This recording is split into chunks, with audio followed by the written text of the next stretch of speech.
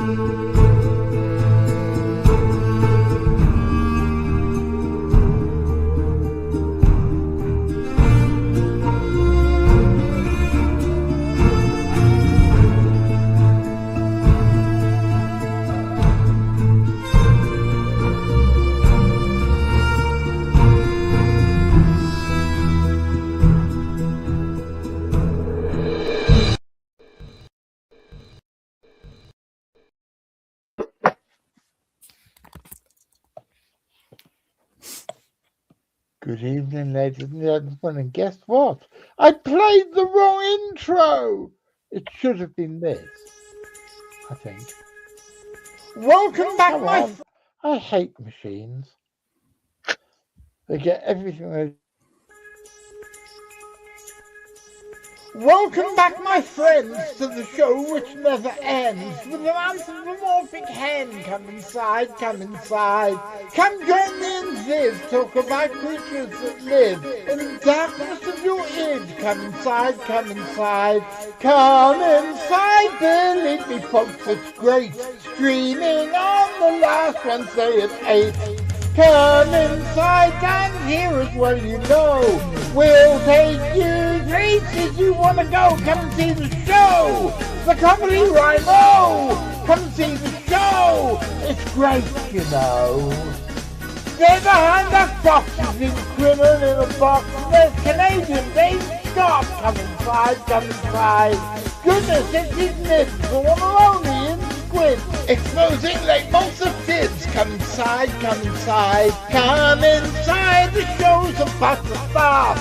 An insane mix of science, class and art. Come and see the show. It's good, you know. Come and see the show. The last Wednesday show.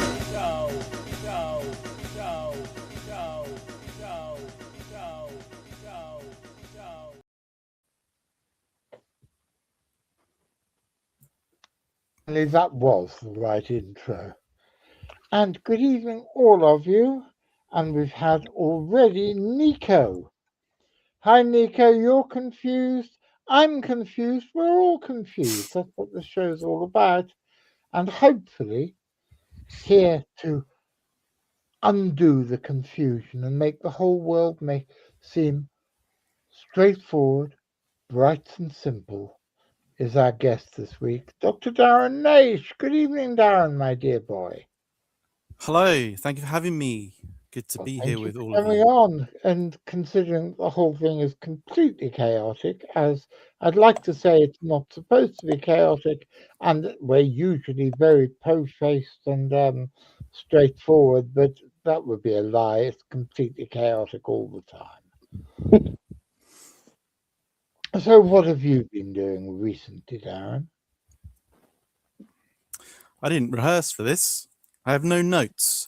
So I don't know off the top of my head. I can't remember what I've been doing. I am busy writing stuff, including a book, various technical papers, and I'm preparing for my annual convention, DinoCon, which happens in July of this year in Birmingham. And I've just come back from doing something, but right now I've got no idea what it was. Just been away somewhere. Can't remember where I was. Oh, I know. I was at the Natural History Museum in London doing some filming. So yeah, that's what I've been doing. Well, you have been working on a book about monster photographs, haven't you? And Vivian wants to say something. Yes, Vivian. Can you tell us what DinoCon is and what is all that about? We've never heard of a DinoCon before. Well, thank you, Viv. I I'm have. glad you asked. So you've all heard of Comic-Con. Now imagine an event of that kind and scope and scale, but devoted entirely to dinosaurs and other fossil animals. So we held the first DinoCon last year in Exeter, and it was a huge success. Despite the fact that Exeter is at the edge of the known world and no one could get to it, we still had over 860 odd people attend. With minimal advertising. We're ready to go up to the next level, and a big venue in Birmingham, the Hilton Birmingham Metropole. And you're talking about stuff relating to dinosaurs and other fossil animals that's of interest to everyone. So it's designed for kids and young people, all the way up to children of adult age. Of whatever age you are, there's talks, there's events, there's workshops, there's a substantial vendor hall, so everything you can think of that might be of relevance to the world of dinosaurs and fossils. Yeah, DinoCon is the place to be. If you just Google DinoCon UK, you'll find a whole bunch of stuff online about our first event and what's planned for the 2026 one. I'm coming. I'm going. Hope to see you there. Well, I know that John Hare and Chris Clark went last year, and they had a blast. They told me what a fantastic time they'd had.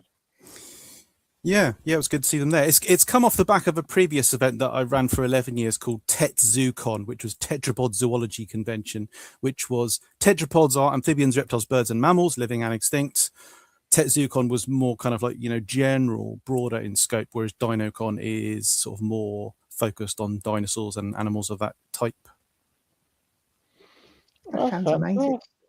I'm quite close to Birmingham, so I can be there as well. What time is it and how much will it be? It's the whole of the weekend, the 25th and 26th of July this year. Whole weekend. Ticket prices, I'm not going to say that on a live stream. Conventions they're not stupidly expensive. They're fair to middling in price. I think there's tickets for probably low end is probably about 40 quid for a day. And, for the whole weekend, you're generally talking about, I don't know, somewhere around about £100 for a weekend, which is about normal for conventions. Thank you. Hey, John, Yeah. how's my budget look for this year? How's what? How's my budget? I was Your thinking, budget? I could come over and cover the convention for you. Well, it would be very nice if we could actually pay you to come over, drink large amounts of British beer, and then pass out in a corner somewhere. But sadly, Dave, No? Sorry, I- we have no Yes. budget for you this time, but we do have ample parking. I can David, mention Yes. for you if you like. only fans, take picture of your feet, make your own money, buy your own ticket, and get your ass over here. I'd be quite willing to cover the convention for you and film it. I have a good camera and things. Well, you'd have to discuss that with Dr. Nash. Excellent. Me and Lord Lee will go up there and meet each other and just have a jolly up for the day. That I've sounds got like, technical sounds like a very good idea. trouble now. Ian, you're in? Yeah, count me in. Darren, and that's kind of your day job, isn't it? Related to the subject, aren't you a lecturer? Is that right? I'm affiliated with the University of Southampton. So I don't work in a university. I don't have a university job, but I publish technical research using a university address. I have worked in the past as a university lecturer. So I am. So yeah, I'm connected to academia, but I don't work in the university setting. I'm interested in your new book that you're working on, not just because I'm in it, but can you tell us a bit about it? So, if you're interested in cryptozoology, monsters, mystery animals, of course, we're all acutely aware of the fact that there's a number of often really famous photos that purport to show various sea monsters, Bigfoot, Yeti, Nessie, and a list of others. I generally find that when you talk about these two people, unless they're kind of like extreme sort of super specialist, unless they're really, really, really into it, they tend to know. I'm liking the look of that lake monster. If that's what it is, they tend to know, like, oh yeah, that's that photo of Nessie. Wasn't that shown to be fake? Wasn't that shown to be like a toy submarine or whatever? And that's basically where the average person's knowledge sort of ends. Whereas you will all know that for each one of these photos, the amount that's been written and said about them is literally whole books. Like, we know about the backstory to the circumstances of photography. We know, who the photographer was, where they were, what they were doing when they supposedly had the encounter. We even know what kind of camera they used, what kind of film they used. We know exactly. There's this often a controversy about exactly when they took the photo. There's these massive backstories to each one of these photos. And a few years ago, I've always been a fan of social media. I was a fan of Twitter back when it was good. I'm still on it, but I don't, use it for obvious reasons.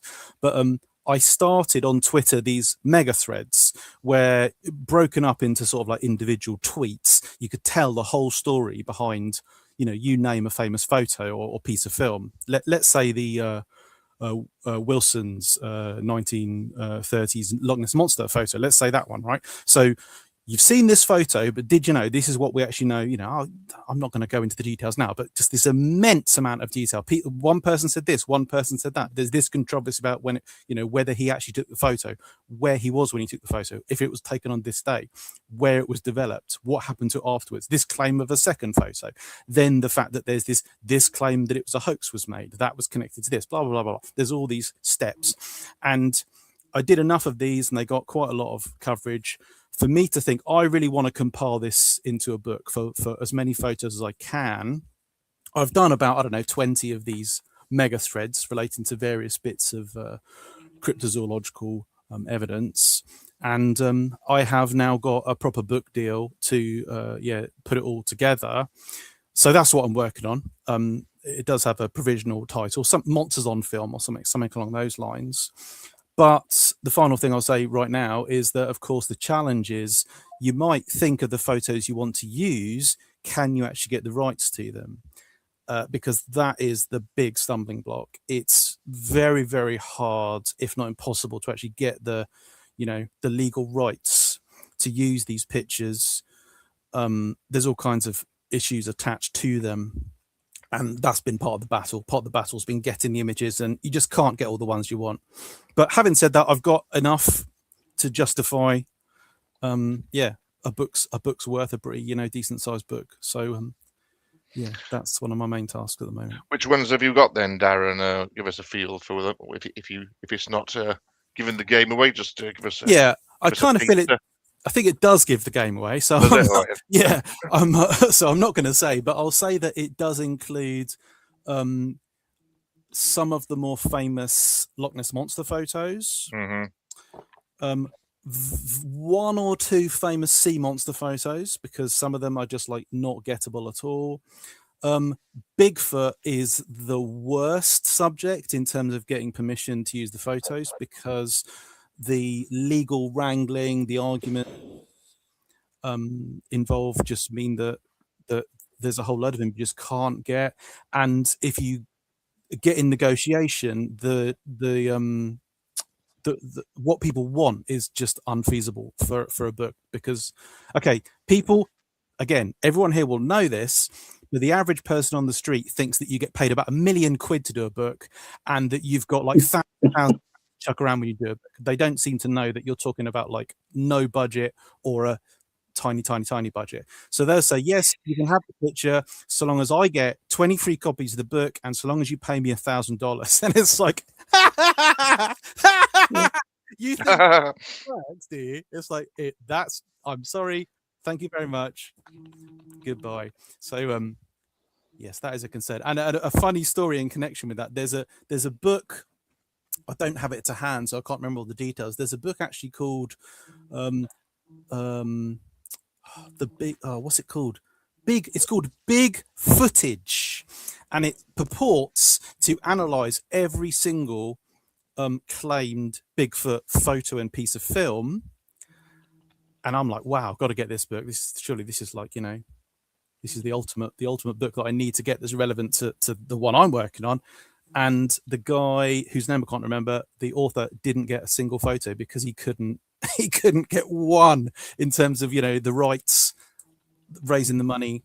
So as a consequence, it's a book of drawings, which that gives you an indication of what it's like. And I actually say in the introduction to the book, and I was trying to find this when we were talking earlier. I can't find right now my PG Tips, Unexplained Mysteries of the World by Bob Rickard, because that I've got that. There's the prehistoric animal one from the 60s. The PG Tips card about unexplained mysteries.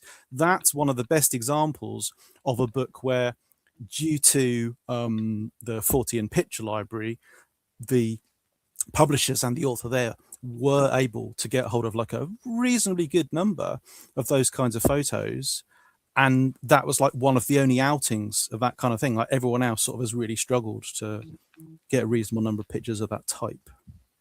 So yeah, that's a problem in doing a book like this. But Big Footage is a really good title. Yes, it's written in a way so that the F of footage goes somewhere interesting in terms of the title. I wasn't prepared for this, so I don't have it to hand. But yes. I have all the original PG Tips cards, Mike, with the mysteries on them that used to come in the... my grandfather used to collect them for me. I have about 3,000 of them. At any one time, I basically have a whole set of them nearby, because they are just so like fantastically, brilliant in terms of the art and the amount of information they included. So these are obviously sets from the 50s and 60s, a birds one, and this is Asian mammals. But the artist for these is Charles Tunnicliffe, and he was one of the world's top, 10 to 15 most famous wildlife artists of all time. And he routinely did this kind of art for these books. And I think that just says a lot, like how actually well done and significant they were in terms of, artistry and sharing information, working as educational products. I had the British butterflies one when I was about 12. And I had it for years. I still got it somewhere, but I used to use it as my go-to butterfly identification book. Yep, they're that good. Absolutely wonderful. Tunnicliffe was a fantastic artist. Yeah, a huge fan of Tunnicliffe. Tunnicliffe also did the Ladybird books, What to Look For. So this is very esoterically Little England discussion right now. Excuse us, those of you who don't know this. So they did have releases in Canada. There are Canadian special versions, not US ones, but Canada certainly did, and Australia also, I think, did special sets. So Tunnicliffe also did the Ladybird books, What to Look For in Spring, Summer, Autumn, Winter, and again, just amazing art. And when I was in Anglesey a couple of years ago, Tunnicliffe lived in Anglesey, and people brought wildlife to him, injured and dead things, and he painted all of those. And I was, I made a special point of going to the Tunnicliffe Open Air Museum that was on show in Anglesey. And as a fan of his work, just blown away by getting to see so much of that work.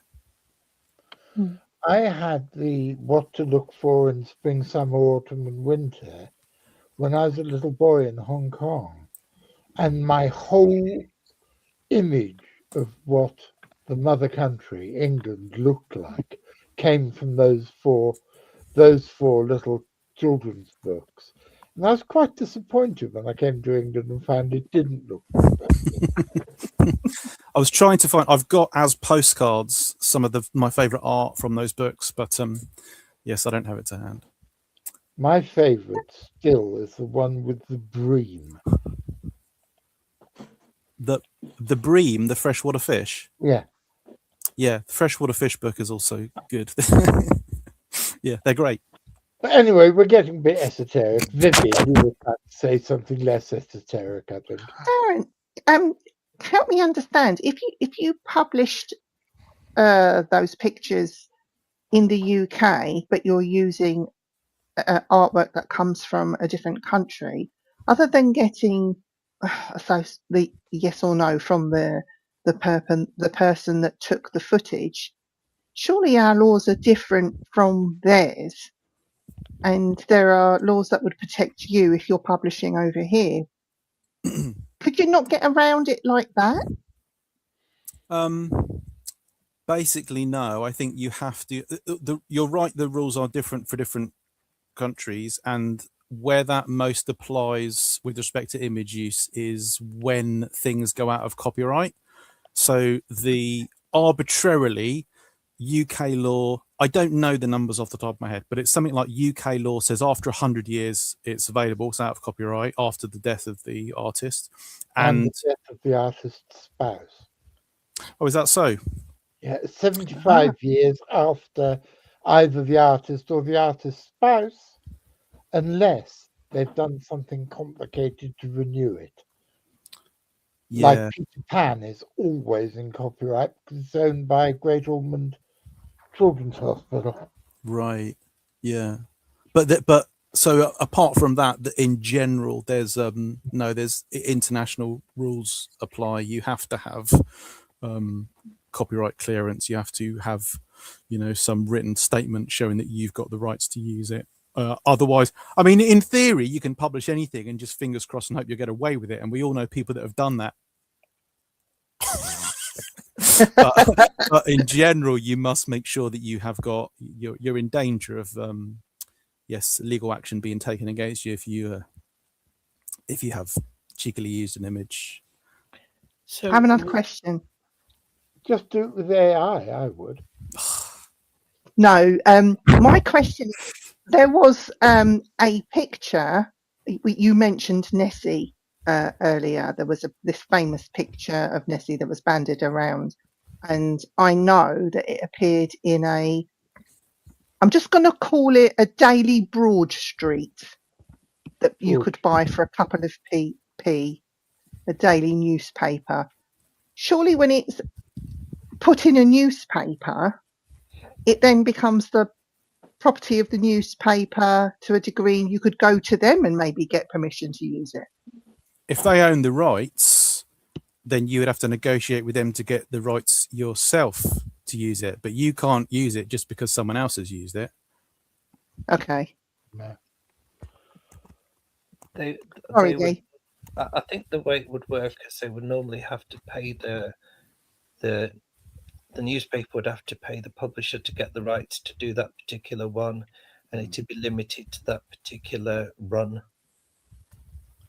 Something else which I've discovered over the years, there are various picture libraries, naming no names, who claim that they own pictures, but they don't.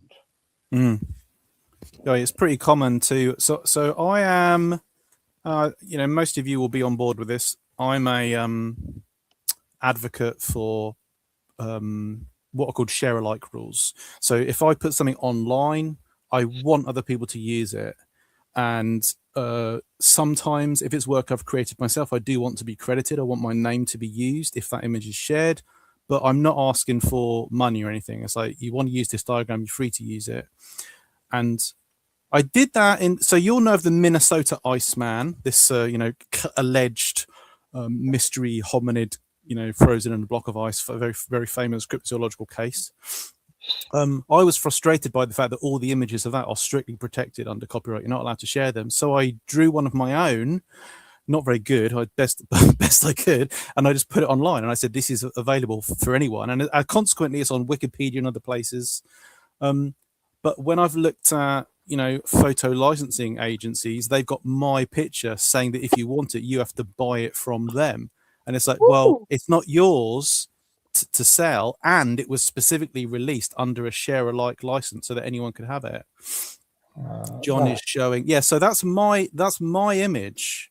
On the left of our screen is as it actually looked in the photo. It's in a block of ice, and on the right is a redrawing of it by Alika Lindberg, and that's my drawing of her drawing. But I put that online for free, and yet if you go to some licensing places, they're like, you got to pay not like $1,000, like $30, but it's that's against the whole principle of the share alike license. There's a famous picture, fairly famous, of a mystery cat in the Midlands. It's a fake, but the person who took it or created it sent it to me, and somebody who used to work for the CFZ, who no longer does, stole it and sold it to a picture library, and I've been trying to get it back ever since. So this stuff does happen, I'm afraid. Ian, you had a question about a Loch Ness picture. Well, it was yes, and we can lead into it because you said you can't tell us too much about your new book, Darren, but can you tell us about this one that you've got there? The R.K. Wilson photo of April 1934. It wasn't that one. I'm just showing you your book. It is actually sorry. It's this one. The Gray photo. Yes, Hugh Gray's photo of 19. That's the first Loch Ness monster photo taken in supposedly taken in 1933. Pinning the dates on these photos is always a bit dodgy, and it's been a couple of weeks since I've written about that photo, which bothers me because I therefore can't remember all the details as I would like to be able to. But there's a lot to say about it. I mean, that photo is famously ambiguous. It's hard to interpret. Yes. When it were, I mean, there's so much to say about it. There's so much to say about all these pictures. So I will try not to just launch into a monologue. But so very briefly, 1933, Rupert Gould has just published the first ever. Well, he hadn't published the book yet, but an article had been published about his investigations of the Loch Ness Monster. And Gould was of the opinion that the Loch Ness Monster was... So sea serpents are real in Gould's world. And they are serpentine animals of some kind. And one individual has become trapped in Loch Ness. And that's Gould's hypothesis, that the Loch Ness Monster is a trapped sea serpent. So when Gray's photo is published in... the Inverness Courier, I think. Probably, yeah. Yes, when it's first published, it kind of matches what people sort of expect the Loch Ness Monster to look like. They expect it to be a serpentine creature. You can see straight away, without going into the details, that it's not a large object based on the look of the water. So Gray says that what he saw was seen for a long time, like 5 to 10 minutes, and that it was churning around in the water and throwing all this spray into the water, and it was gigantic. It was like 40 foot long. But you can see from his photo that it's not. It's something that's more like 1 to 2 meters in total length. Yeah, so we're seeing various pictures on John's screen. There's various different. I'm trying to get a screen up. Yeah. There's a very silly, famous suggestion that it's a swimming dog coming towards the camera with a stick in its mouth. Nose, eyes, ear. Yeah. You can see though. You can see what they're getting at though. You can see in certain photos what could be 2 eyes and a nose. I think I think people have only ever said this, like they've always said this tongue in cheek, and it's only really actually been mentioned a couple of times in the literature as like, well, you can see it this way if you want, but we're not saying that's what it really is. So it bugs me when you see it, it's difficult to unsee it. But it's not. But you can appreciate it's not the explanation for what the photo actually shows. It's kind of like a joke, sort of a joke interpretation. But every time I look at it, I see a golden retriever with a stick in its mouth. I'm so, like I say, there's a lot to say about it, but it probably is a swan. with its a hooper swan, probably with its neck under the water. And it's also double or triple exposed. So as we showed in Hunting Monsters. And the case for the swan identification, I think, is pretty strong. It does require that the swan was moving. It had at one moment it had its neck under the water, and another moment it had its neck and head like this, because Gray photographed it 2 or 3 times, and the photos became what do you call it when photos are superimposed on top of each other because they haven't wound on in the film hasn't wound on. Yeah, double or triple exposed, which is why you can see that. So this is a particularly bad version of the picture. It's really low quality, unfortunately. But there's pale patches. Yeah, there's a really sharp one with like far more nuance in the greys, whereas that one's really washed out. But these kind of pale triangular markings, sort of about halfway along it, they look exactly like the pale panels that Buicks and Hooper swans have on the side of the bill. Back up again, please. I was just getting a better picture. Because I have to say, I've read your explanation that it's a swan. I'm perfectly prepared to accept that it is a swan, but I can't see it for the life of me, and I can't unsee the bloody golden retriever. And there's also a picture of a bloke with a beard next to the golden retriever. In the book I'm working on now, I will have the grey photo and then a swan in the right pose above it, which will really help. So that's much better. So if you can imagine, and that's a bit pixely though, but if you can imagine the pointed structure at extreme right, that is a tail, a swan's tail, and it's above the surface of the water. Then if you travel in the reflection that's on our side, on the viewer side, and you head left, you can see a strange, mostly black, but black and palish object that's projecting into the water.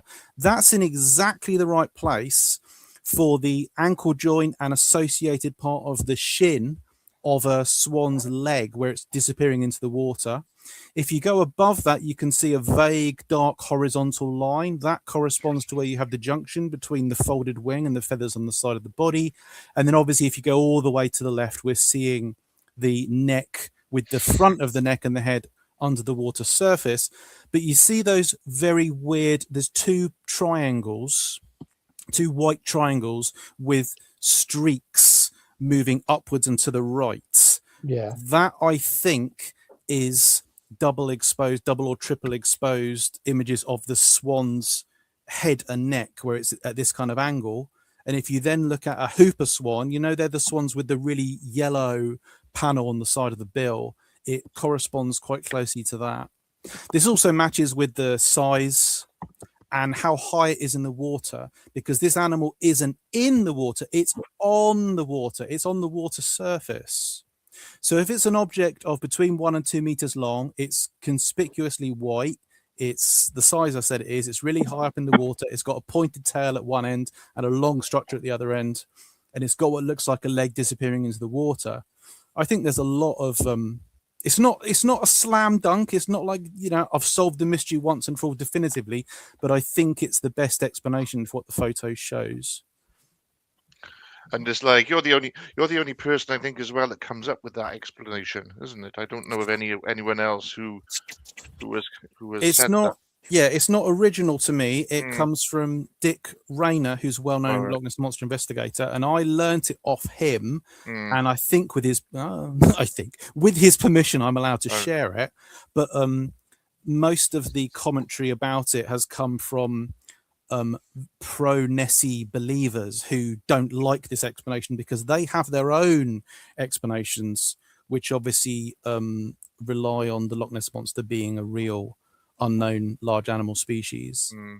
Because I love that fact about the Loch Ness Monster. There's like sort of 15 hypotheses as to what it might be, and if you're working with someone or talking to someone who's got, they are obsessed with their own pet explanation that it's like a giant salamander or a giant long-necked seal or whatever, they will always argue for those cases, whereas that's one of those things that requires the much greater number of assumptions in the first place, because you have to think that Nessie is a real undiscovered large animal species.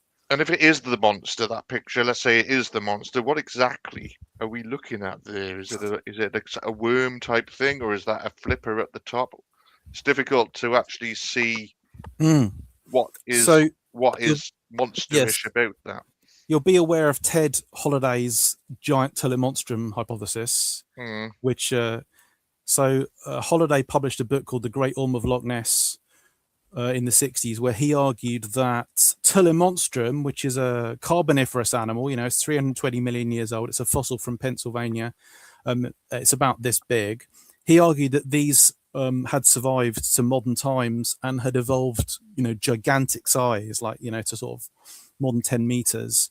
And this was the Orm. The Great Orm was a descendant of telemonstrum. And he argued that the Gray photo was like the best example of one of these things photographed, because he thought it had like a sort of wormy, flexible appendage at one end, and it had sort of these like rounded lumps on either side of its body. It's complete nonsense. It's pseudoscience in the true sense of the term. Then there's the giant salamander hypothesis. There's people that have claimed they can see like a salamander head at what I said was the tail end. And there are other explanations as well. Yes. Just on the Dick Rayner point, just a bit of info there. Frank Searle threatened to kick his head in, didn't he? I think Frank Searle probably threatened to kick everyone's head in if they crossed him. Yeah. Just a bit of... Yeah. So, my philosophy is wonder with handrails. How do you keep the sense of possibility alive while doing the proper skeptical work without becoming cynical? The good thing about being a scientist or skeptical in any sense is you base conclusions on what you understand right now, but you can never pretend to know more than you do. Whereas most people that are anti-scientific or pseudoscientific are pretending to know more than they can. So I can say at any one time that my understanding of this piece of evidence goes this far, but I want to know what happens next. Is there some more evidence coming along? Like, is there going to be another bit of evidence that will overturn this? You can only base a conclusion on what you can support right now. So I say all the time about cryptids and cryptozoology is like, and this is true for nearly everyone I know. We're wannabe believers. We really do want. I would love it if Bigfoot's real and the Loch Ness Monster's real. So bring it on. Like, where is the evidence? Nothing has passed the tests, which leads us to, come to other explanations. The explanation for the Loch Ness Monster is it's a socio-cultural thing. You go to Loch Ness, you see absolutely anything, and you interpret it as a Loch Ness Monster if you're a Nessie believer. Well, in his book, Adrian Shine said that everybody who reports to him having seen something has seen their own Loch Ness Monster. They have seen the Loch Ness Monster. It's fueled whatever that need for belief is. Sorry, Lee, I didn't mean to shut you down. No. I was just thinking, because we have different types, don't we? So, like the duck-billed platypus was a cryptoid, I believe, but that became, was it not? No. So, never mind. It's good to be wrong on live TV. So there's a bunch of animals where there is anecdotal claims of their existence before science recognizes them. There are definitely such creatures. The classic example is, the okapis always mentioned here, the Komodo dragons always mentioned here, the mountain gorillas always mentioned here. Right. Where I was going was, you've got things like the Loch Ness Monster that probably doesn't.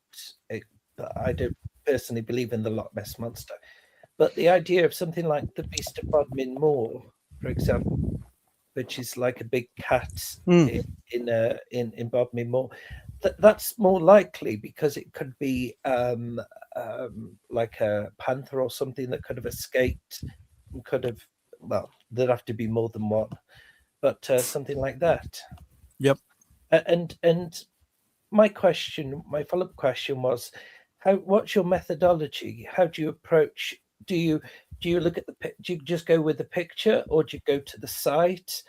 and how do you approach it that it doesn't exist and I'm going to prove why, or do you approach it from an open mind? It could exist.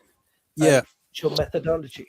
If you write about skepticism or profess skepticism, you come up against a bunch of people that will always claim that you're not really a skeptic, that you're closed-minded, or you've already made up your mind. There are such people, and I can demonstrate quite easily through my own published record that that does not apply to me, and it doesn't apply to a whole bunch of people that are interested in this. We're honest skeptics. I've been on field work with a whole bunch of like true believers, in people that actually do really believe that Bigfoot and Almas and Loch Ness Monster are real. And if I was to go to one of those places and have an encounter that I couldn't explain away, then I'm a convert. I'm like, now, okay, I now know it exists.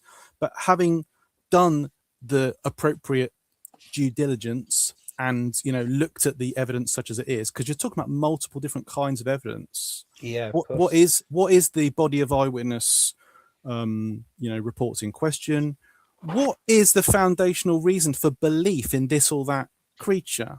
Because I'm wary about going off on too many tangents and like losing the main point here. But let me say something that we need to emphasize whenever we talk about anything to do with the what people call the paranormal or the unexplained, is that this is really important. Remember this: most of the people who write about this stuff are deliberately hamming it up to the max for sensational reasons, right? That's a really important thing. It's like you're not generally reading sort of like a sober, careful, like analytical thing. You're reading a report by someone who's they already live in that world. They want ghosts, UFOs, Zeta Reticulans, floating pyramids, the Loch Ness Monster. They want it to be real, and they're writing about it within a universe where it is real.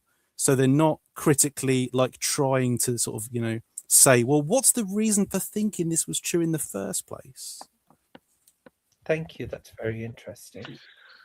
A bit like Alex Campbell, isn't it? He was he kind of did the early reports of the Loch Ness Monster. He was the water bailiff at Loch Ness, wasn't he? You know him. Yeah. And like, does everybody know that he was a journalist? He was the Inverness Courier, the special correspondent for the region. He was making, like, I'm not saying he got a solid gold house out of this or $1 million, but he was getting paid to write articles about the Loch Ness Monster, and he was its most vociferous proponent in the early 30s. He did have quite a nice house, and you can still see it in Fort Augustus. But I've been, yes. Yeah. I got a question, which I'm going to put to you, Darren, and think about this scientifically, please. Do you think people go out looking for these generally, that they want it so much that they're manifesting these sightings themselves? And I say this quite loosely, like if I was to go out investigating, let's say with Dave, and our energies don't match and we get nothing all night. But then if I go out with Ian, because our energies are quite similar, and we're wanting to see ghosts, Bigfoot, Loch Ness Monster, whatever, that between us will manifest this thing and both me and Ian will see it. Yet I didn't see it with David. Is this a scientific thing that the human psyche, where science can't prove that these things actually exist by way of bones or leftover food or that sort of thing, is it something that the human being is manifesting within themselves? And multiple people are seeing the same thing. Like me and Ian could have seen it last week, and John and Lee could have gone the week before and they saw exactly the same thing, but yet Dave didn't see it because he's not that way. His brain's not tuned in that way, so to speak. What do you mean by that? You're an example. You haven't got the special vision. Yeah, shut up. You're colonial, Dave. You haven't got the Shining. There's a lot to. I mean, that's a really good question. That's like a key aspect to all of this, because you're talking about two different things. I think from the start, from the sense of your question, you are asking whether a person's attitude influences what they see, and that thing exists in the exterior, like outside the person. They actually physically see it, because and they're manifesting it, I think, themselves.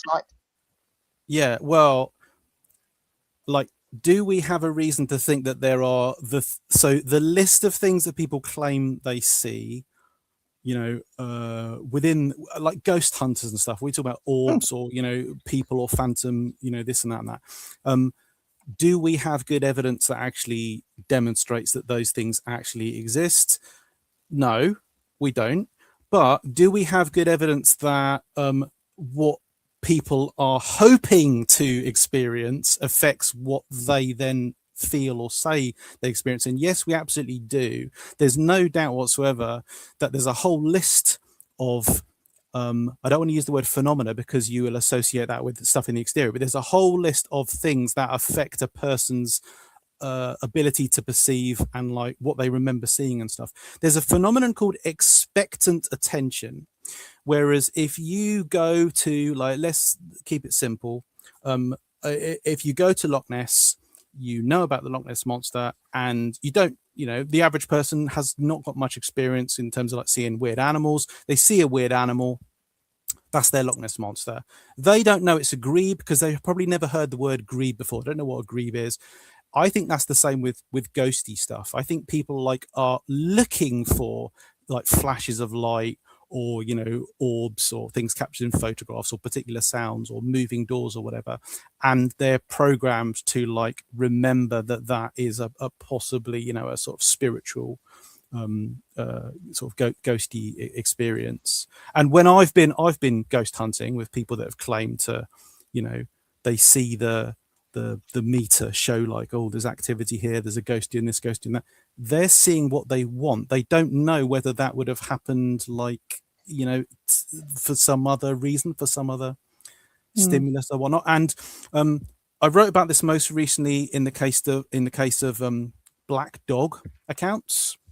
We do have reason to think that people can go into certain environments and they'll have experiences. We don't have 5 senses. We have multiple senses. We can detect a whole bunch of things that we often can't understand, and we can experience something and come away thinking, I felt weird there, I felt cold, I felt unusually scared, I thought I felt someone touch me, I thought I saw something at the edge of my vision, I saw like a black shape at the edge of my vision, and that's like your grey lady or your black dog or whatever.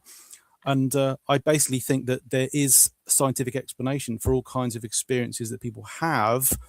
We have traditionally interpreted those as, like sort of paranormal or, spiritual or even cryptozoological experiences.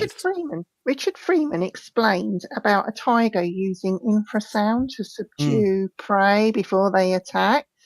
So I think sometimes infrasound could have a lot of to do with this sort of thing, whether it's man-made or whether it's natural in the natural environment, that we're being affected sometimes by other things like infrasound, or we've put ourselves in this thing where we're going to see what we've come to see.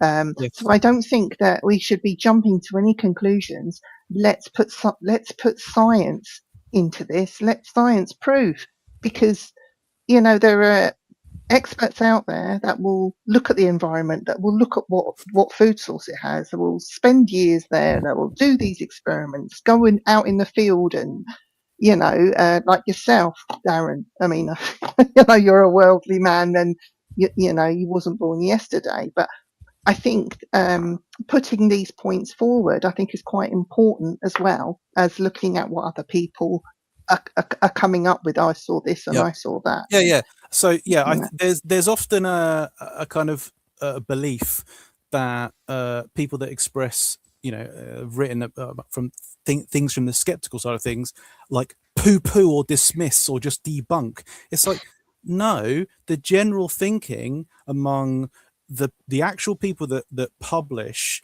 skeptical analyses of all of this stuff is the general conclusion is that people have experienced something. They have seen something. They have experienced something.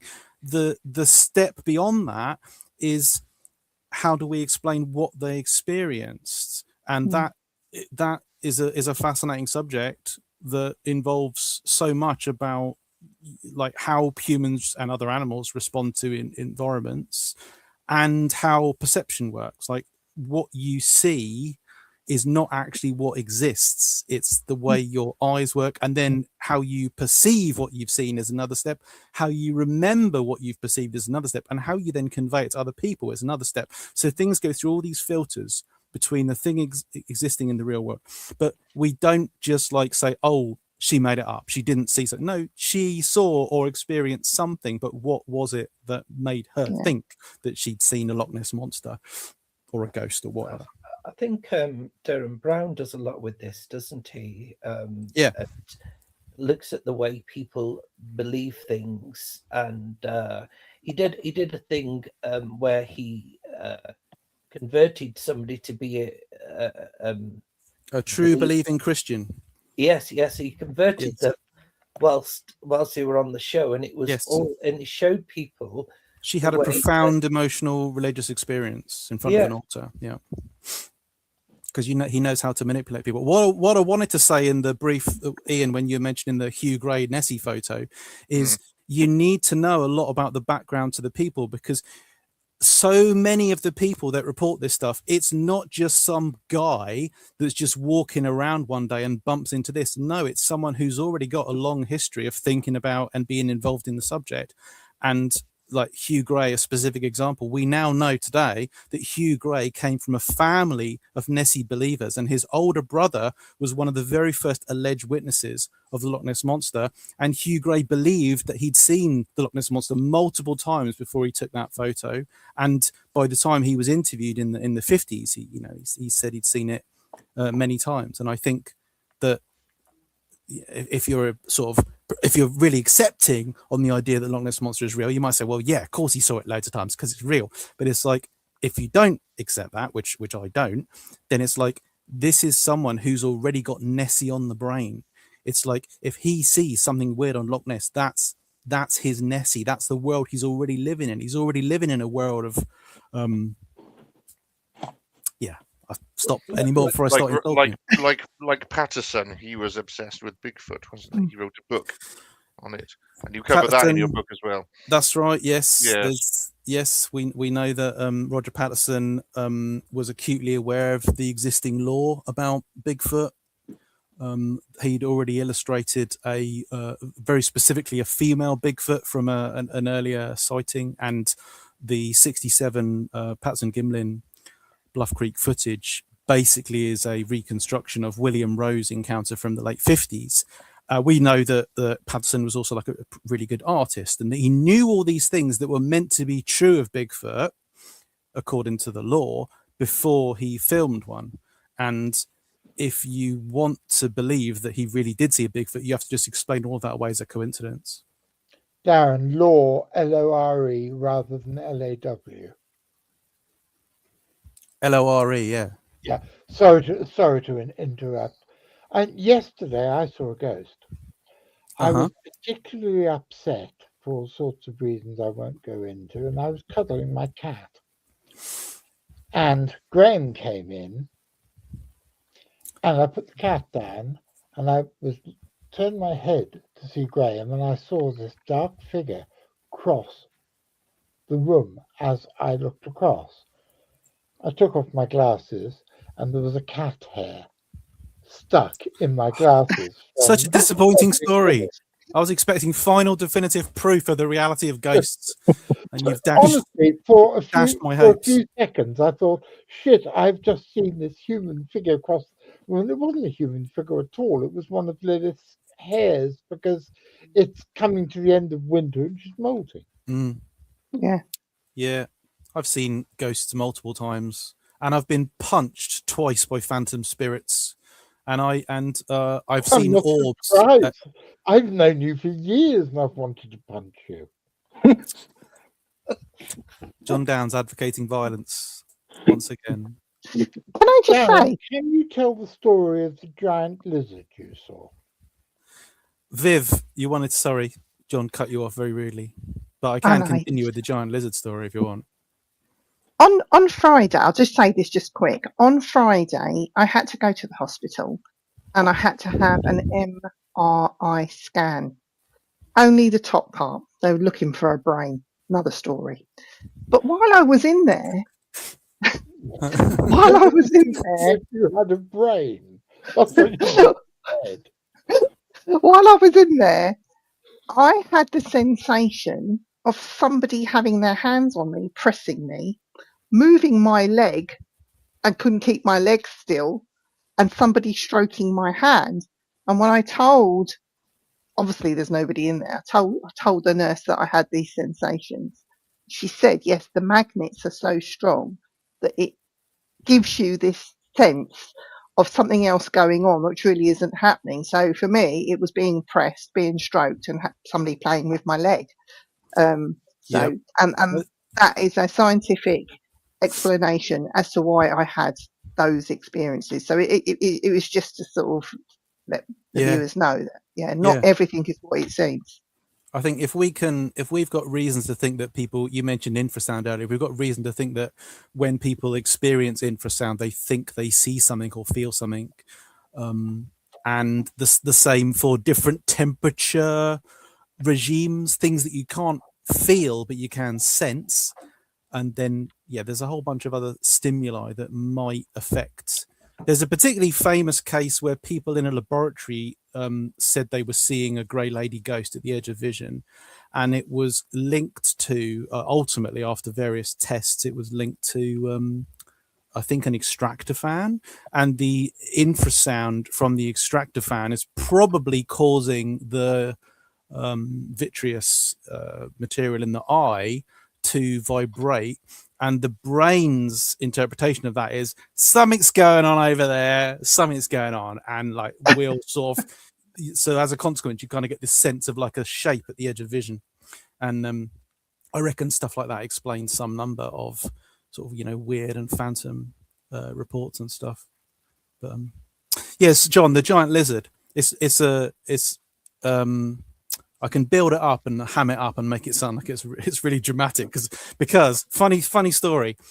So this giant lizard story that I'm about to tell you is I wrote it up and submitted it to John's august publication Animals and Men, where it was published, but somehow the conclusion, the end of the story, wasn't published. So it finishes with just like, we saw a gigantic lizard. When I say giant lizard, I mean an animal like 2 meters long in the English countryside. I don't mean like a big lizard like that.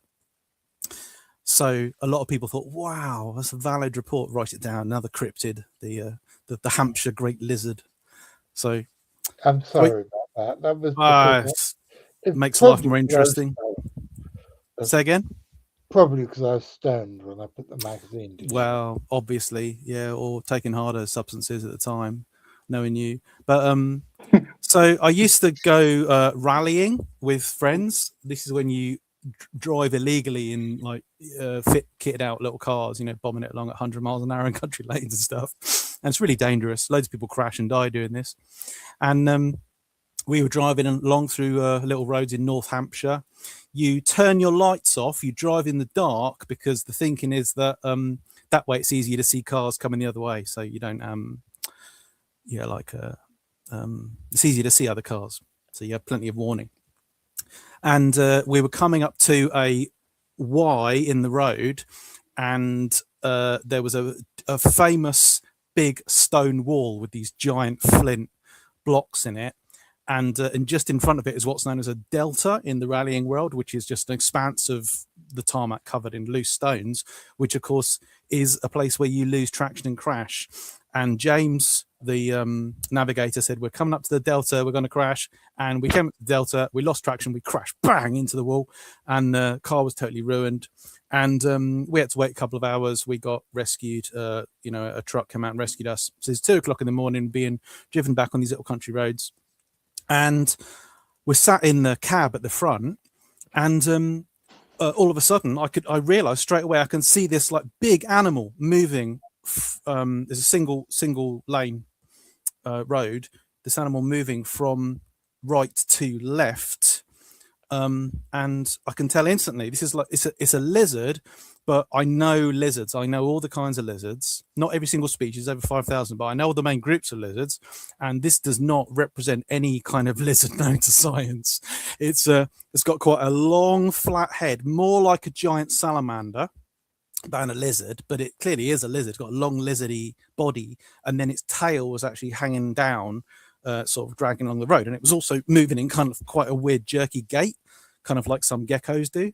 And I am talking about an animal 2 meters long. And I went, there's a giant lizard on the road. Oh. And John published that story. And was it a giant lizard? What was the bit that I missed out? The bit that you missed out was like these encounters generally last a few seconds. So we're talking about sort of a 6 or 7 second event. And by sort of second 5.5 or 6, I realized that the long tail of the lizard was unusually limp, and that's because it was a dead animal. It was a rabbit. It was a rabbit being dragged. The lizard's horizontal head was a fox's tail, and the fox was in a very unusual pose because it was dragging a dead rabbit backwards with its tail horizontal. You're not, you know, normally a fox's tail, you sort of expect it to dip down or something. But this was a backwards moving red fox dragging the limp body of a bunny rabbit. And that was the giant lizard story, which is one of those things where thinking about it afterwards, if I hadn't seen that final second, so I thought that at the time, if I hadn't seen that final second, I would have gone away thinking I had seen a completely unknown kind of giant lizard of a type hitherto unreported and, you know, not expected for the southern English countryside. And yeah, you could have gone away thinking it was something weird. And Darren, it's something like that which could explain the Spicer sighting of the Loch Ness monster, isn't it? Yes, it is. So yes, famous Nessie reports. One of the very first. A good link there. Yeah, get up the Gino Dakhil picture if you can. I can grab it in a book here, probably. Yeah, let's see. I'll try and beat you to it. Hang on. Also, Darren, just remember the initials of George Spicer. GS, George Spicer. So 1933, one of the very first Loch Ness Monster encounters is on land. So it's George and Mrs. Oh, right. This is like, that's the final, that's its final form. I sort got of the that most one. Extreme. Yes. Bit different. This is slightly more dramatic. And this is inappropriate for the setting, the location and whatnot. So George Spicer, we still do not know the name of his wife. She's just Mrs. Spicer, because back then women didn't have names. They were driving along the road near at the edge of Loch Ness and moving from left to right across the road.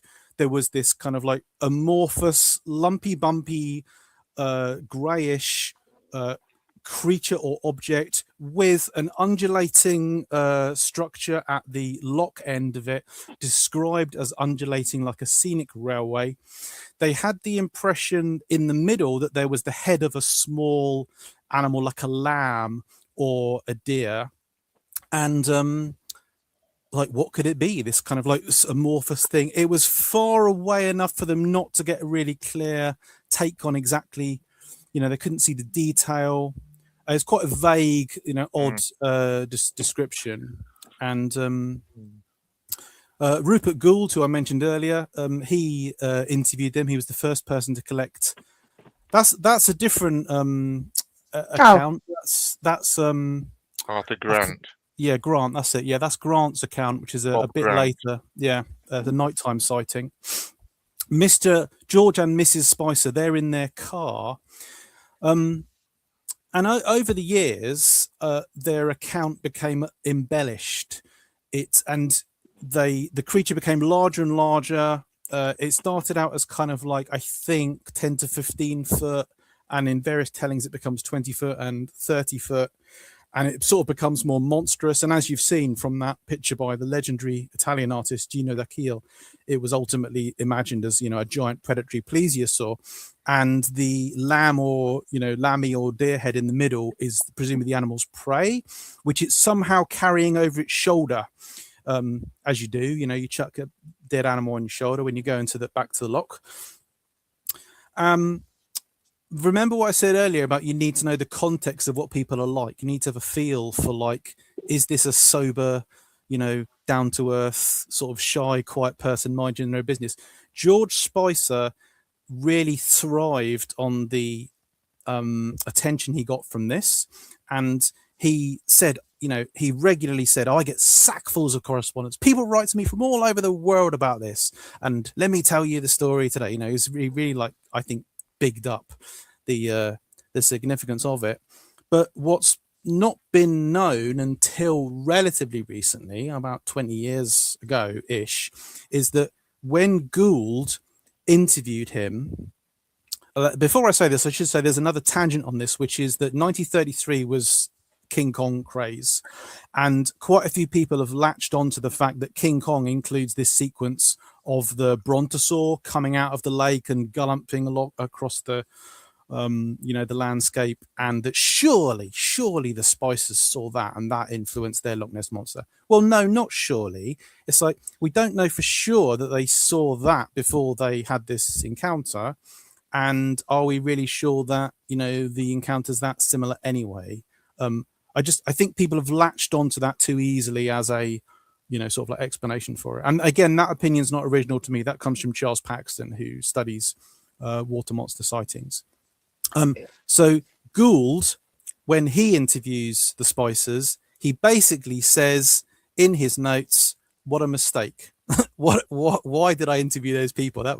They were not basically entirely honest with what they had seen. If you look at where their encounter occurred and what they actually described, the few little clues they gave, like that little deer lamb head in the middle, they probably did see a massive deer crossing the road. So they saw sort of like like a bunch of deer, who knows, 5 to 10 deer huddled together, a little baby one in the middle probably. It's sort of like this vague amorphous shape that kind of confused them. So and Gould says that in, I think, 1934. It's probably the best explanation for what actually happened. So you have to sort of like be aware of all these extra bits of context to the account that sort of like help to explain what probably really did happen. Also, the time of year, it was summer, wasn't it? So it's possible that the road ahead of you goes a bit funny, goes a bit blurry, doesn't it? When the heat comes off the road, and that may have affected the what they saw as well into something else. Yeah, that too. A quick one though, Darren. What I'm going to do for CFZ, I've actually found George Spicer's house in Golders Green, so I am going to go there one day and film it. And for John, so we will get that coming. We'll see if a resident comes and confronts me this time. But great. I have to find out, won't we? He's always been confronted and thrown off premises for filming there. But as it's in Golders Green, North London, what I'm going to do as well, I'm going to go to the Enfield Poltergeist house as well, for a bit extra. Get a bit my money's worth there, where the girl jumped off her bed. Ian, go to the graveyard, which is just opposite the house, apparently. Is there a graveyard? And find the man who supposedly haunted her. He's Bill? Buried there. Bill Rigby. I was going to say Bill Rigby. That's not who it is. It's Bill something. He's buried in that graveyard. So go and have a little nosy in there too. I think they're quite used to people going and taking pictures of the house, because obviously it's undergone quite a bit of recent renewed interest. Yeah. Due to the the Conjuring films and the various other sort of pseudo documentaries made about it. But also, I'm going to jump off my bed as well, like that girl did, and take a photo. So, see, I'm going to recreate that. Yeah. Maybe the Christmas episode, isn't it, John? We can do it. I think so. Hopefully get it ready for Did that. you Yeah. see the That's- Christmas episode when Ian managed to find the old people's home where Valerie Irving spent the rest of her days? And he gets kicked out of there by the caretaker, who makes him go away because he's doing a piece to camera with this. Yeah, he was a dick, that bloke. Like I said to him, do you know anything about this? You know, just out of it, he was really rude. I goes, do you know anything about the person who used to live there? Or so he goes, no. You know, go. We don't want you here. But also, it happened when I went to the Titanic lookout. He committed suicide, so I went in his back garden. So I went there, and someone threatened me when I was there as well. But anyway, that's a different matter. Carry on, Darren. It's your. But it's good, yeah. Oh, I don't think I was saying anything in particular. Yeah, go I on. was going to say that I'm not like a super into ghost stuff, but the famous investigators of the Enfield haunting, Morris. Maurice Uh, Gross. Morris Gross. Moustache. That is, I don't mean to be rude, but that's a classic example of someone desperately looking for validation for their own pet interests. So he's asking, he's continually probing and asking all these questions of kids. If they wind themselves up, I am a parent, I know what I'm talking about. If kids wind themselves up with some like silly thing they're scared of, they of course, the worst thing they can possibly have is an adult, especially like an adult who's got that perceived veneer of respectability and formality that he did, then saying that yes, it's all real when the evidence is that it wasn't. And I kind of think that he was I don't think so. I've come across with an argument because a policewoman and Maurice Gross and the reporter was not in the vicinity when the policewoman was in the house and saw a chair moving across the room on its own in the kitchen. So if a member of the constabulary who's supposed to be on a level where they're thinking quite critically, if you like, if that's the right word to use, somebody like that, the postman, the milkman, they all saw things, not Maurice Gross or Guy Lyons Playfair. That these are other normal, everyday people doing their jobs, having experiences that they're themselves. So I have to sort of waver with what you're saying about Maurice Gross. Take them out of the equation. How do you explain all the other stuff?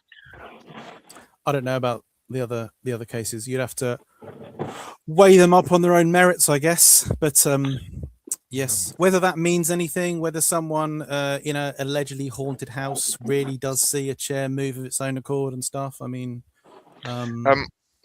one thing though, if I could, it wasn't long after the Exorcist film came out, I think, and they're so similar, the two cases. I think that family saw the Exorcist and just recreated it. There's so many similar things if you watch that film and what happens in the Enfield case.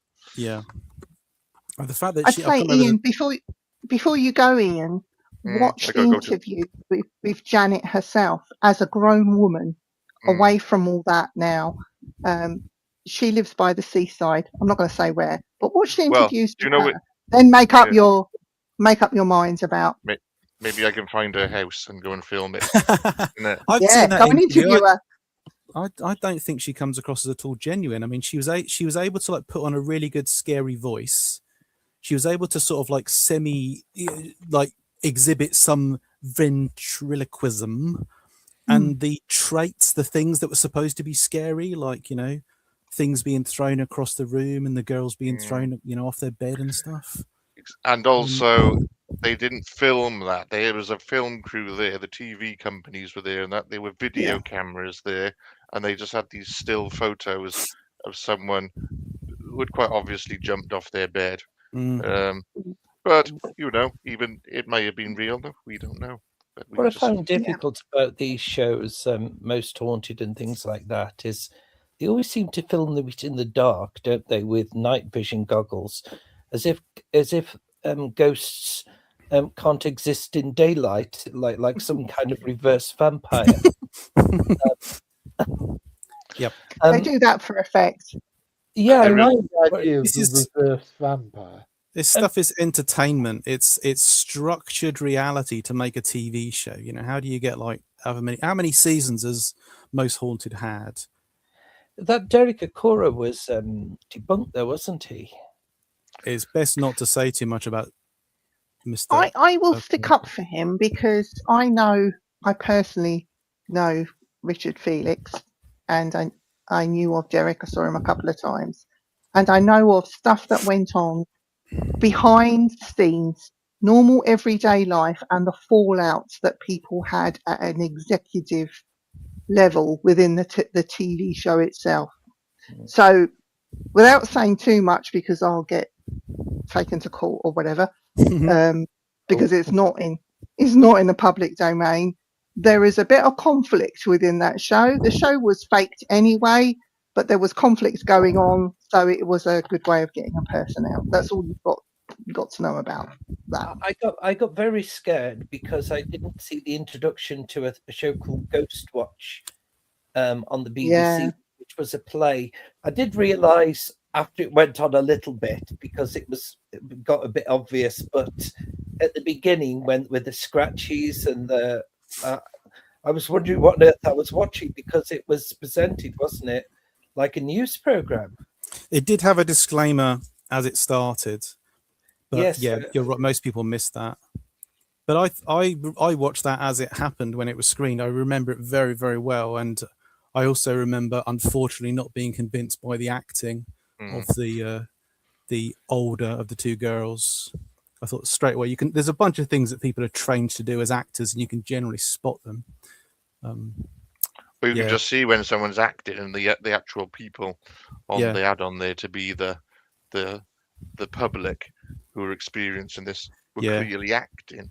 Yeah. Well, I've got to say, Ian, the best TV program when it comes to ghosties that ever existed. Scooby-Doo. No, it was called Rent a Ghost because it had a level of comedy to it. Yep. If your mansion house needs haunting, just call Rent a Ghost. Yeah. We've got spooks and ghouls, and freaks and fools. By the way, ladies and gentlemen out in the audience, usually I know I bring you guys in to join in the discussion, but this has been such a fast moving and fascinating discussion anyway between the six people in the studio. I haven't been ignoring what you guys have been saying. Can't get David Scott to shut up. Jesus Christ, David. I know. Gone for a lay down. Yeah, it's what happened to bloody colonials, isn't it? Foreigners. Well, don't mention the ice hockey to David because I think he'd get upset.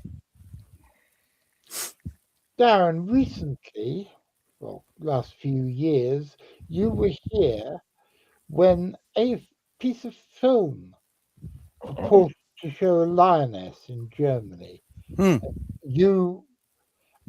I was initially, fucking hell, look, lioness, Germany, woo! And then, luckily, you were on the other side of the room and told me exactly what it was all about. Yes. A suburb of Berlin called Kleinmachnow, I think. So that's probably the wrong pronunciation. But you got to see a tiny clip, 6 seconds or so, of an animal that vaguely looked like a lioness, but very vaguely. And if you've spent a lot of time looking at the animals, it's like, well, that's not a lion at all. It's like its tail is wrong, the shape of its back is wrong, its proportions are wrong, its ear shape's wrong. That was obvious immediately. I could tell just from that, and I'm not me. It's hundreds of people worldwide that know lions and know other animals are straight away saying, well, that's clearly not a lion. That's a artiodactyl. It's a hoofed mammal of some kind. I thought it was a calf, but the tassel tail was one of the giveaways that it's a boar, and like the ear, the long pointed ear, was like again, it's a boar, and I was super confident about this. There's like no way it's a lion. It's definitely an artiodactyl. It's either a cow, a baby cow, or a boar. And I did an article immediately on this because I thought that it was important, because in Berlin they'd gone into full lockdown. Like, everyone was told to not come out the houses because there's a lion around. Someone claimed they'd heard a roar, which was seen as like, as soon as people get this hyped up, then any bit of evidence is confirmation. It's like, well, yeah, someone saw and filmed a lion and someone heard a lion, therefore there is a lion. So they brought in like, SWAT teams and stuff. There are people walking around with proper people, like police and whatnot, aiming to shoot this lion, and you've got other people, including me, saying no, there is not a lion. And sure enough, another case of like, you need to know the context. So after about a day, the full video was released, and it turns out that boar are super common. Say again? I got some film footage that the police sparks the police chase. Do you want me to show that as you're talking about it? If you want, if it's the right bit of footage. If it's the right one. Yeah. There's a picture here. Let me show you the picture. The picture, because all of this happened at night, so the animals are kind of like shrouded in darkness and they're illuminated by car headlights. But there's a lot of boar in the German suburbs, and a lot of them are pretty tame, pretty used to people. And all the time, you can be parking your car, and there can be like families of boar with like little piglets or boarlets, whatever, walking around the cars. And somebody filmed. Yeah, that's it. So there you go. That's the original photo that went viral, and straight away, that is categorically not a lion. You should be able to see a pointed ear, totally unlike that of a lion. And you don't have to be an expert on the bodies of cats to know that. Think about a cat shape. It's got high shoulders, it's got a concave back, and it's then got sort of a high rump, and then the tail should dip down and away from that. This is nothing like that. This is a flat-backed animal with a kind of a gentle curve over the hips, and then the tail, which you can't quite see clearly here, but the tail hangs straight down. It doesn't look anything like a lion's tail. So just on the basis of those things, I'm like, yeah, this ain't no lion. And yeah, it turned out to be that they'd filmed this whole sequence of a boar family moving around. This is a car park, moving around the edge of this car park, and then they'd released these few seconds alone with no context.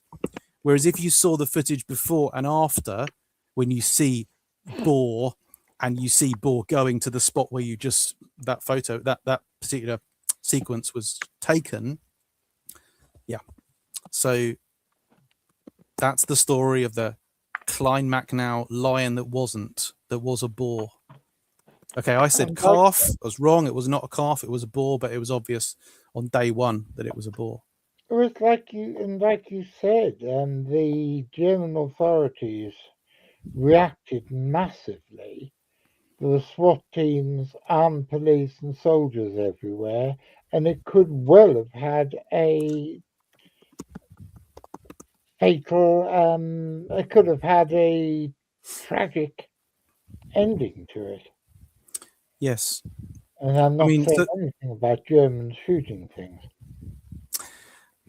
There's a history of this kind of thing, obviously, where what do authorities, governing bodies do when a bunch of people in an area say they've seen a potentially dangerous animal? Because there's cases where people have sent sort of, again, armed people in helicopters to go and like find a big cat, and then it turned out that it's a stuffed toy left in the field or something. I think sometimes whoever's in charge, they have no choice but to err on the side of caution. It's like, okay, we've got to check this out. People are saying they're seeing a lion. We can't, mess around.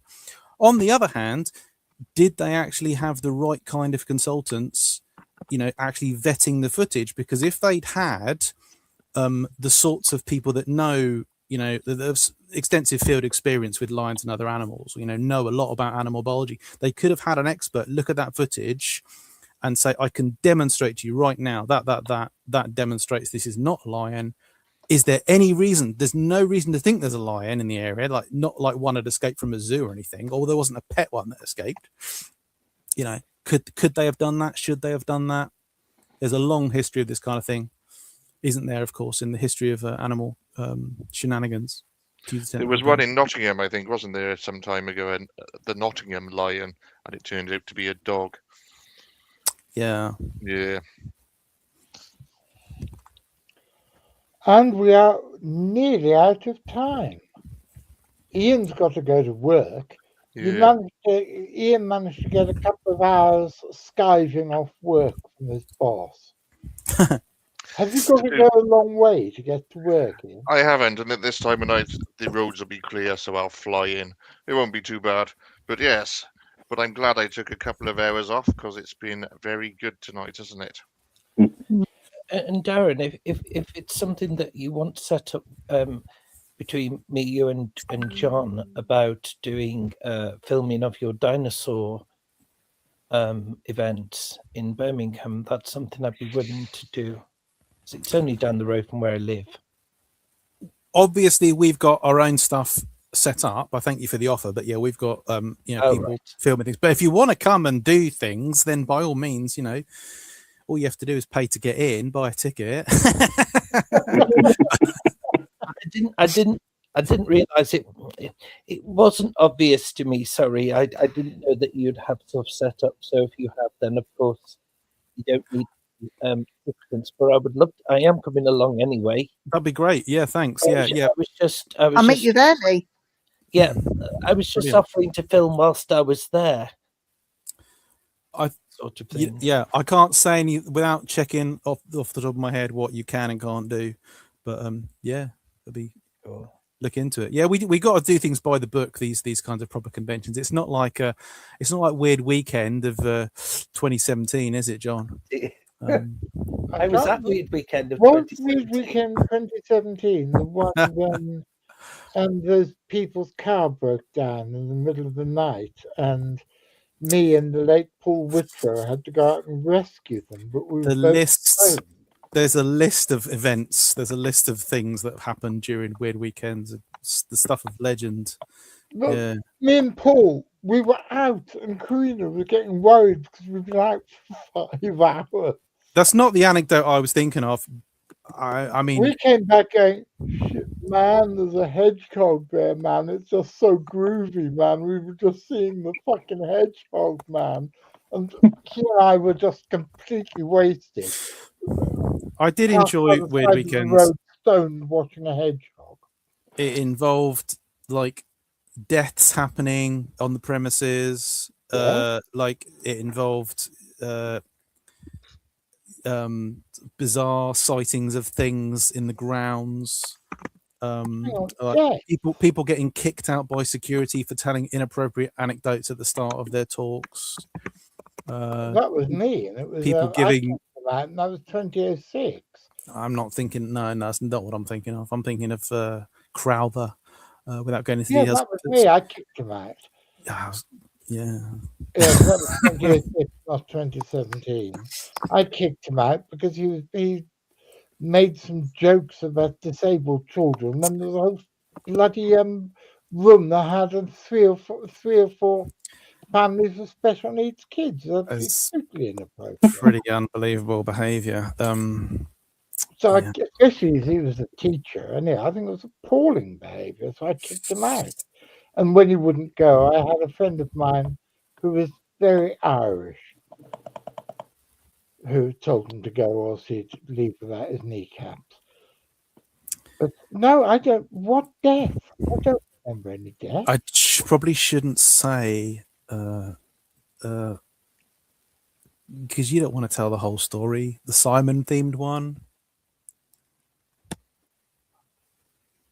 Oh God, yes. No, he didn't die. He didn't die until 2 years after that.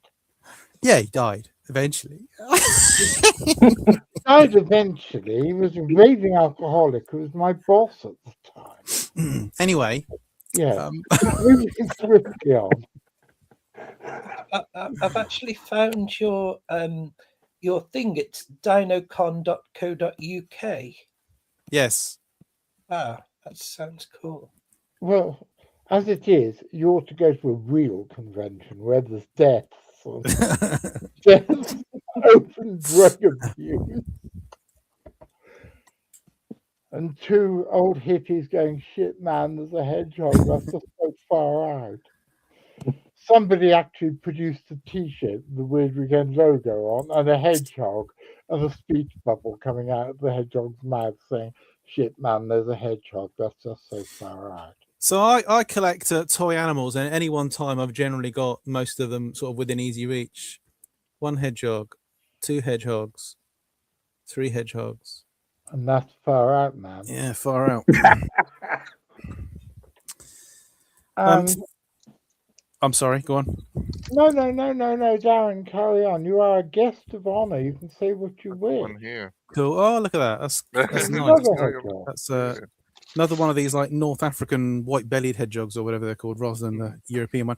I thank you, Ian, for showing Hunting Monsters. Hunting Monsters, a good read for the viewers if you want to buy a copy. It's well now worth very it. hard to get as a Is hard it? copy. Yeah, it's like quite expensive. It's now only available as a sort of like collector's piece. Oh, well. I have done what I can to try and get a second edition, an updated one out, but it is still available as an ebook. The ebook version is widely available, but I want to do another edition. And I've learned a lot about like the sort of response you get to when you publish a book like that, because it's interesting. People mostly read cryptozoology books wanting emotional validation. They don't actually want to read about sort of, the whole pie. Yeah. It's like, this isn't the book I wanted. So many people get involved in cryptozoology because they want to prove something to themselves. I didn't, by the way. I only came in because my mother said when she went to Africa, she wanted to see what was beyond the next bend in the road. I just want to see what's beyond the next bend in the road. I have no I don't worship paradigms, and I don't care what is beyond the next bend of the road. I just want to see what it is. Yeah, but I know an awful lot of people get involved in this for all the completely wrong reasons. But Darren, thank you for coming on, my dear boy. It's lovely to see you, and hopefully you haven't been too put off by the chaos, and you'll come on again one day and tell us more about things that happen. Maybe when your next book's out, and we can plug it massively. After DinoCon. Get him on after DinoCon. Well, you're always welcome, Darren, my dear boy, and it's lovely to have you. Yeah, thanks. Thanks for having me. Good to talk to you all. Yeah, thank you very much. And hopefully, we will see you again soon. And now I'm going to see if I can actually do this without pressing the wrong button. Good night, everybody. Bye-bye. Time to go home. Time to go home from your simply spooky adrenaline ride. Time to go home. Time to go home. Even if you're terrified. Goodbye. Time to go home. Time to go home. Vivian and her weird friends are all going home. Time to go home. Time to go home. Vivian is waving goodbye. Goodbye.